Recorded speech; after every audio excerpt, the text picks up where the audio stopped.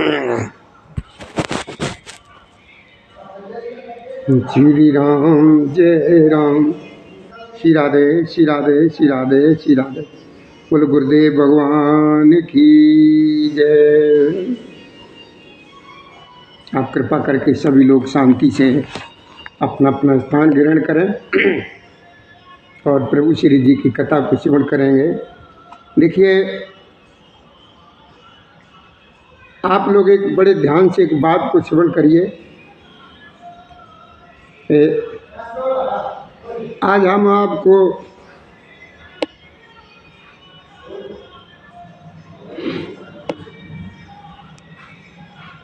ऐसे एक योद्धा का नाम और जन्म बताएंगे जो आप खूब जानते हैं, लेकिन फिर भी जो है ना समझ नहीं पा रहे। देखिए, हमें और आपको जो राधे राधे राधे राधे बेटा, जो क्रोध आता है, कल दाऊ थोड़े लेटे अंकल नहीं है, जैसे तुम्हारी इच्छा। मतलब यही समझो कि नहीं आओगे। हाँ, इंतजार ना करें। हाँ, चलो ठीक, कोई बात नहीं। ये तो अपन नॉर्मल करिए इंतजार। अगर व्यवस्था होगी तो नॉर्मल में ही दे दें हम। फिर ऐसा ना है कि 8 बजे के बाद आ रहे इतने बजे, ऐसा ना हो। 7:30 बजे तक दे दें अगर कोई मतलब अगर ठीक ठीक ठीक ठीक ठीक ठीक ठीक, बहुत बढ़िया। देखिए,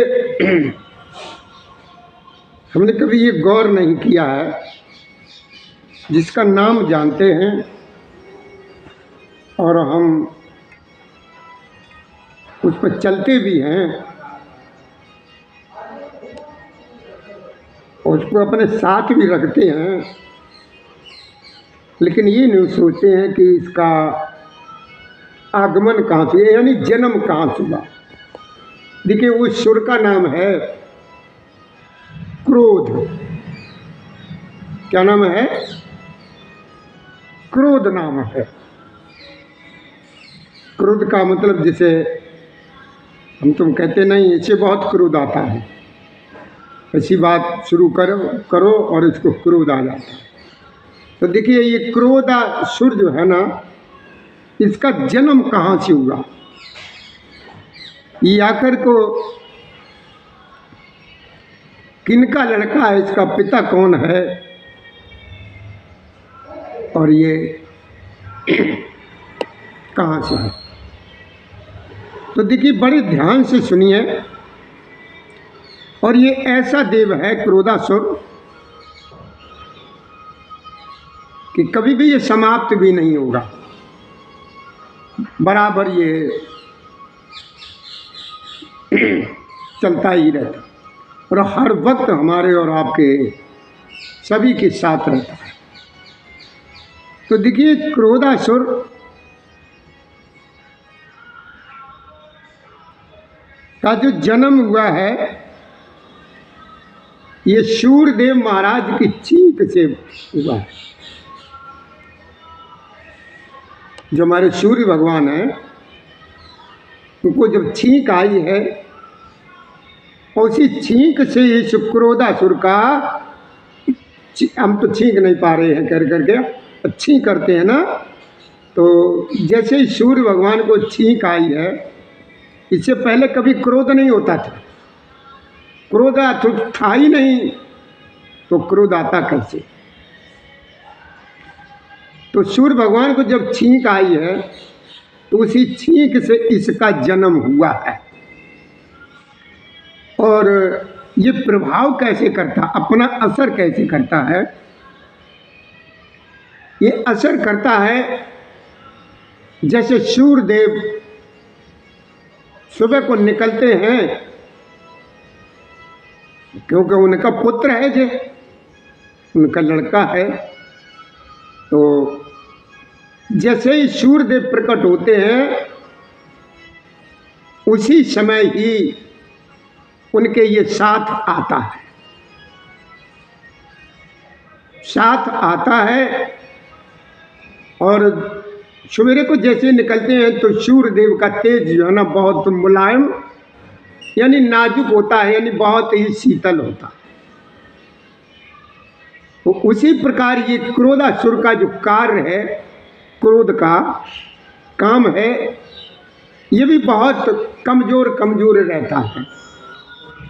तो जैसे ही सूर्यदेव की गर्मी बढ़ती है, सूर्यदेव का प्रकाश बढ़ता है, तेज बढ़ता है, उसी प्रकार जो है ना ये क्रोधासुर भी तेज होता है, ये भी बढ़ता है। आपने देखा होगा, अनुभव किया होगा कि सवेरे को जो है ना क्रोध बहुत कम आता है, नाम के बराबर आता है, और जैसे ही दिन ऊपर को बढ़ता चढ़ता जाता है तो ये क्रोध भी अपनी ताकत को फैलाता जाता है। और जैसे ही शाम को सूर्यदेव अस्ताचल को जाते हैं, यानी अपने घर को जब जाते हैं, अपने परिवार में जाकर के जब मिलने का समय आता है, जाते हैं, तो ये क्रोधासुर भी शांत हो जाता है, ये भी साथ चला जाता है। इस क्रोधासुर का और गणेश जी का युद्ध हुआ। गणेश जी ने कहा कि तुम भाई क्यों सताते हो, क्यों आते हो, जिससे सब लोग परेशान हो जाते हैं। वो क्रोधासुर कह रहा था मैं तो अपने पिता के अनुसार चलता हूँ और चलेंगे। तो इसी बात पे धीरे धीरे गणेश जी में और इस क्रोधासुर में युद्ध होने लगा। लड़ते लड़ते लड़ते लड़ते क्रोधासुर भी कमजोर नहीं पड़ रहा है, लेकिन अंत में आकर के क्रोधासुर जो है ना हाथ जोड़ करके खड़ा हो गया और गणेश भगवान से जो है ना माफी मांगने लगा। तो अंत में गणेश जी को जो है ना माफ करना पड़ा।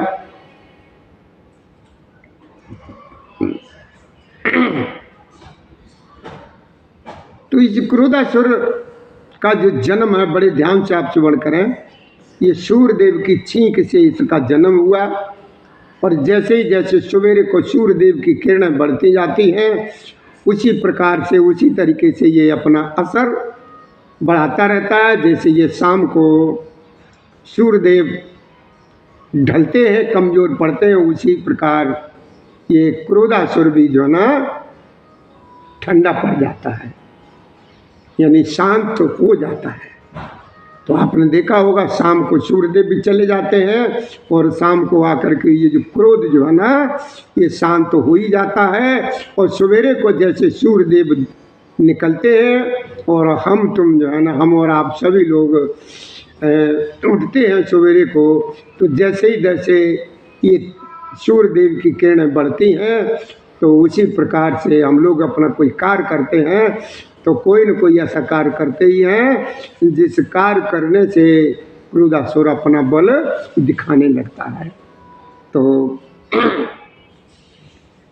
आज आपने क्या जाना कि क्रोधासुर जो है ये कौन है, कहाँ से आया है और किस तरीके से क्या करता है। अच्छा, ये तो रहा क्रोधासुर की बात। क्या करके ये क्रोधासुर जो है ना कौन है, इसके बारे में आपने जाना। और अब देखिए, जो हमारे और आपके यहाँ हमारे भागवत पुराण में भी आती हैं, पंडित जी बताते हैं, व्यास जी पंच कन्याओं का नाम लेते हैं। तो पंच कन्याओं में जो आती है कन्याओं का नाम आता है, तो उनमें सबसे पहले देखिए मंदोदरी है, और दूसरे नंबर पर तारा है, और तीसरे नंबर पर अहिल्या है, और चौथे नंबर पर कुंती है, और पांचवें नंबर पर जो है ना द्रौपदी जी आती। थोड़ा सा ध्यान दीजिए, ये 5 कन्याएं जो है ना, इनमें एक जो अहिल्या है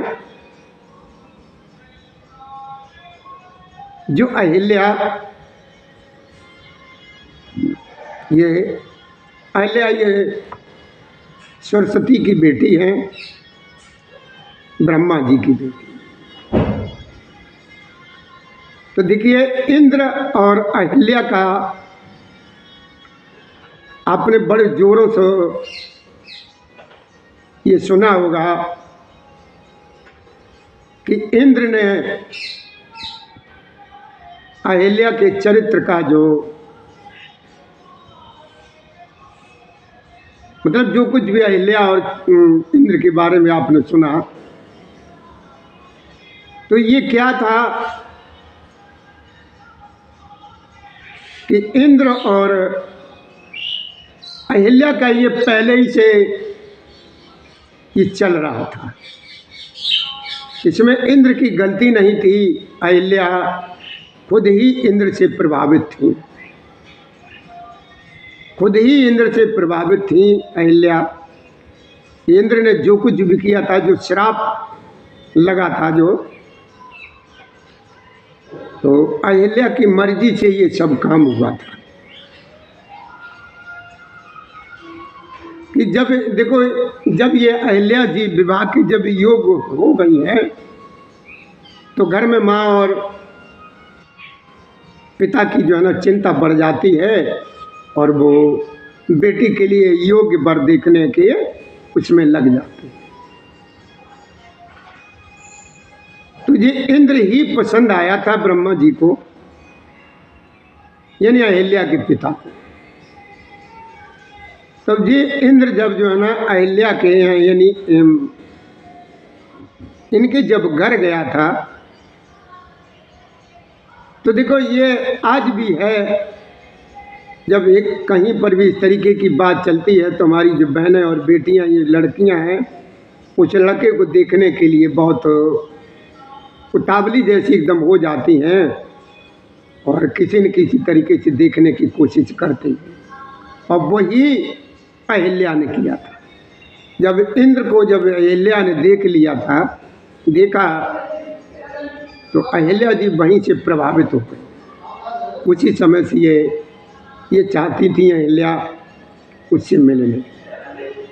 तो इसमें इंद्र की गलती नहीं थी, इसमें जो कुछ हुआ था इंद्र और अहिल्या का मिलन, तो अहिल्या की राजी से हुआ था।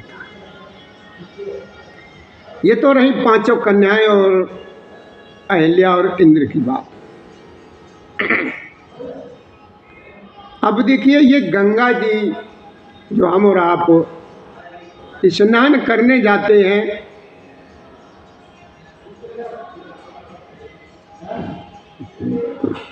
इसमें आजकल जो है ना ये हमारे कुंभ का पर्व जो चल रहा है, जिसे महाकुंभ का नाम दिया गया है, इसमें गंगा जी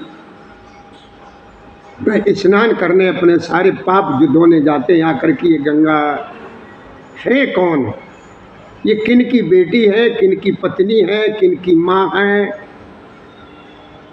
और किसकी ये बहन है। तो देखिए ध्यान दीजिए, गंगा जी आकर के है कौन। ये गंगा जो है ना, ये हिमालय की तो बेटी है। बड़े ध्यान से श्रवण करिए, गंगा जी का परिचय दे रहा हूं मैं आपको। आप लोग नहाने तो जाते हो, फरकाबाद भी जाते हो, कांसगंज भी जाते हो, इस समय तो कुंभ में तो ये चल ही रहा है गंगा जी का बड़ी जोर से। ये गंगा जी ये हिमालय की ये बड़ी बेटी है, और ये राजा शांतनु की पत्नी है, और ये भीष्म पितामह की माँ है। महाभारत में आपने भीष्म पितामह का नाम सुना, ये उनकी ये माँ है। और ये पार्वती जी की बड़ी बहन है। गंगा जो ना ये पार्वती जी की बड़ी बहन है। और एक बात और बड़े ध्यान से सुनिए, ये गंगा जी जल के रूप में कैसे हुई? ये गंगा जी जो है ना जल के रूप में कैसे परिवर्तित हुई हैं?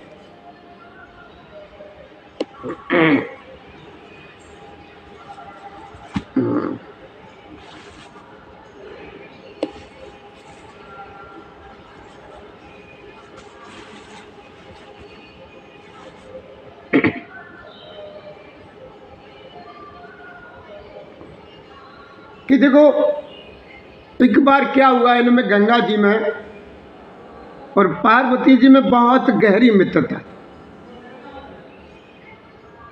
और ये दोनों बहनें क्या करती थी, बहुत मित्रता थी और बहुत होशियार भी थी। लेकिन इनमें जो पार्वती जो है ये थोड़ी ये सांवले रंग की है। तो पार्वती जी और गंगा जी में ये था, इनके अंदर ही की बात है, उजागर नहीं था कि पार्वती जो है ना भोले बाबा को बहुत पसंद करती थी, और इधर ये गंगा जी भी भोलेनाथ को बहुत पसंद करती थी। गंगा जी भी भोलेनाथ को बहुत पसंद करते। कि एक बार क्या हुआ, गंगा जी को भोलेनाथ पसंद थे, इधर पार्वती जी को ही पसंद थे भोलेनाथ।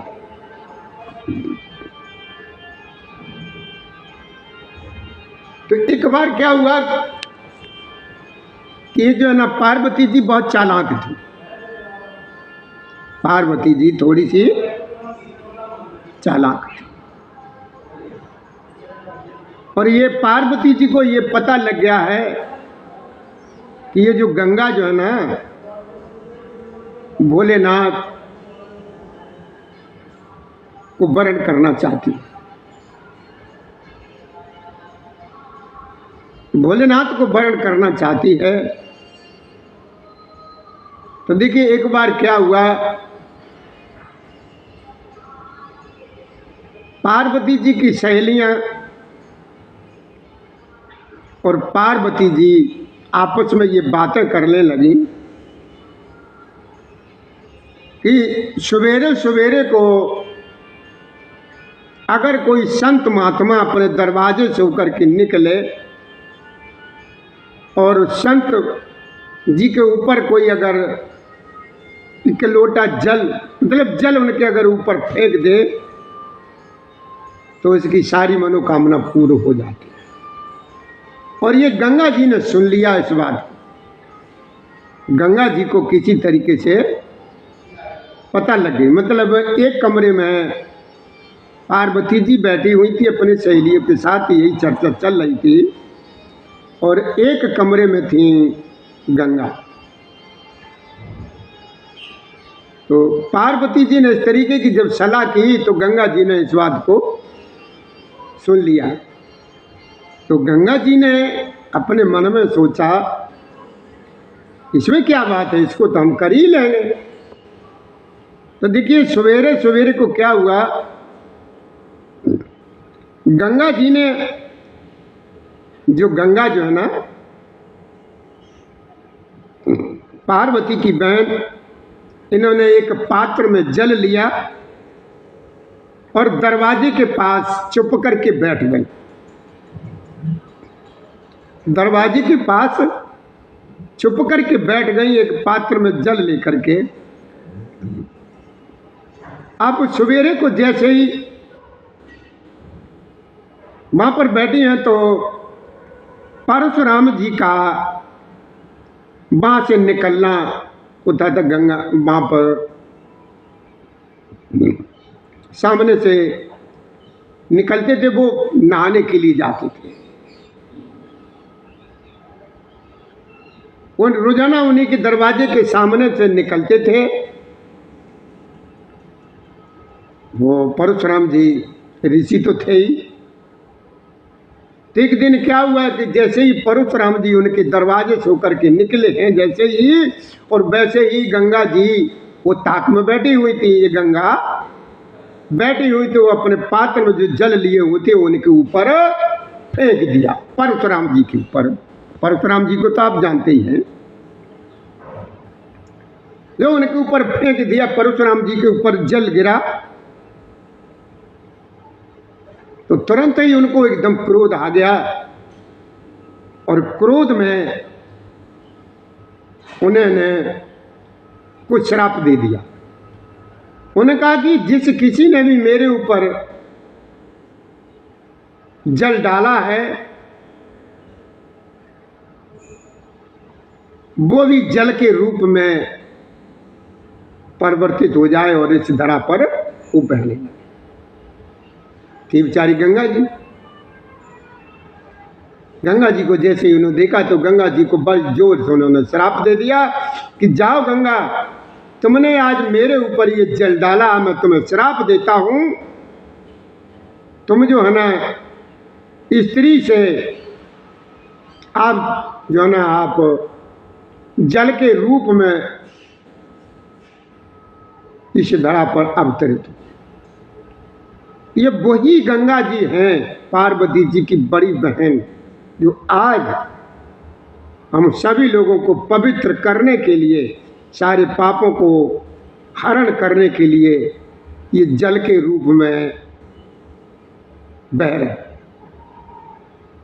वही गंगा जी।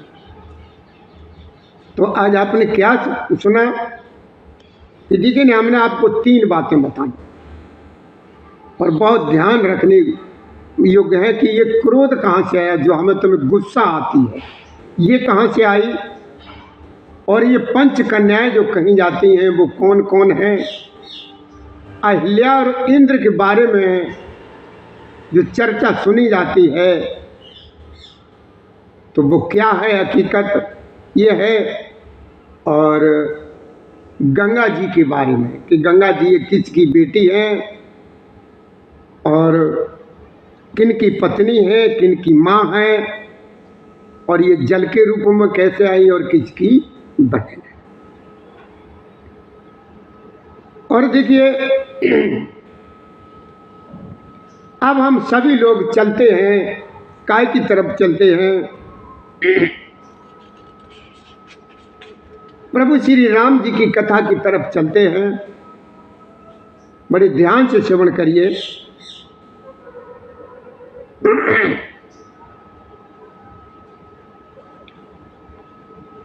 उसके बाद समय मिलेगा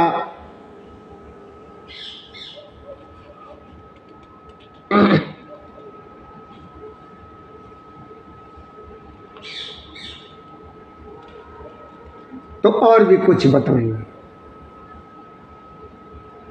इससे पहले आप हमें 1 मिनट का समय दीजिए कि हमारे भैया जो है ना राजवीर जी, जो हमारे इष्ट देवों के लिए जो हार लेकर के आए हैं, हम अपने सभी इष्टों को इन हारों से अलंकृत कर दें। उसके बाद हम जो है ना कथा को फिर श्रवण कराएंगे।